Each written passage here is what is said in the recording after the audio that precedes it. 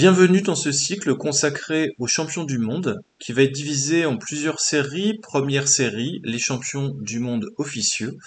Alors pourquoi champion du monde officieux, Parce que le premier champion du monde d'échecs, c'est Steinitz, Wilhelm Steinitz, mais qui vient déjà dans un monde des échecs qui a connu de très forts joueurs, qui étaient les meilleurs joueurs du monde, certains d'entre eux, et qui étaient considérés comme meilleurs joueurs, le meilleur joueur du monde de leur époque, de manière incontestable, c'est le cas de la Bourdonnais par exemple, et donc on ne peut pas faire de cycle consacré aux champions du monde sans parler d'eux, même si officiellement le titre n'existait pas, ils étaient considérés par tous comme champions du monde.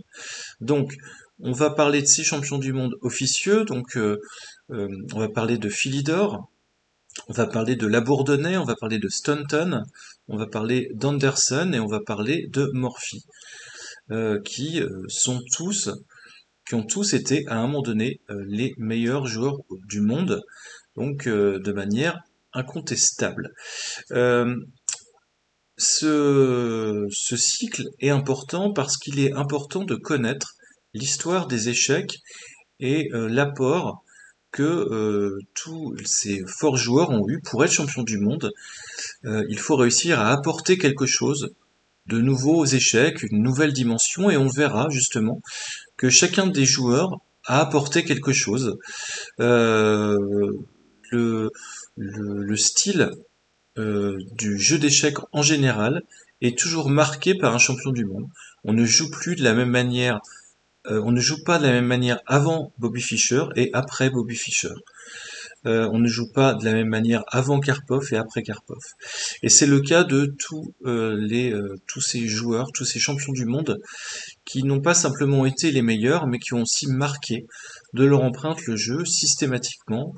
Et donc, il est important de les connaître, de voir un petit peu leur rapport au niveau du jeu, parce que c'est un moyen de se réapproprier cette histoire du jeu et de, disons, d'apprendre un certain nombre de principes qui vont aussi nous servir.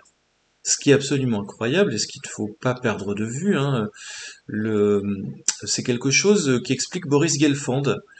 Euh, dans la prise de décision aux échecs, il parle d'Akibar Rubinstein, dont un très très fort joueur, qui aurait pu d'ailleurs être champion du monde, il n'a pas été pour des raisons historiques assez complexes, mais qu'importe.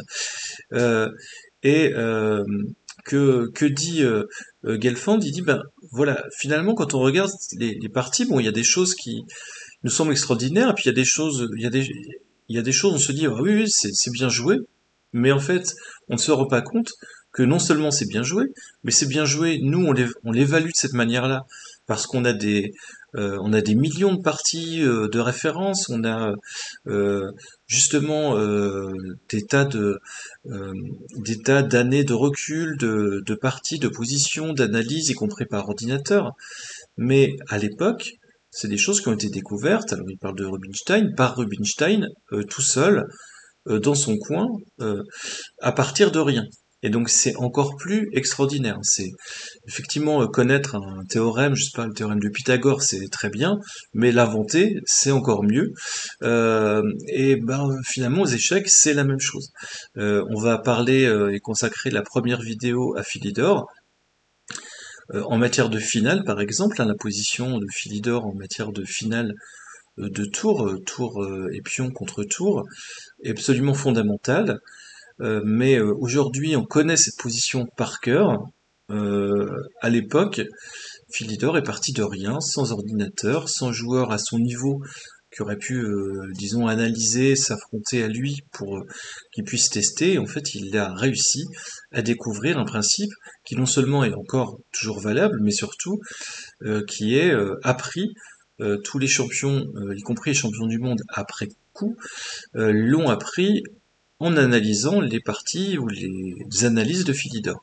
Et c'est le cas d'énormément de choses, c'est pour ça qu'il est important de connaître cette histoire, et c'est ce qu'on va faire tout au long de l'analyse de ces analyses de champions du monde, avec à chaque fois une explication de la vie du joueur, et puis l'analyse d'une partie assez caractéristique de son jeu.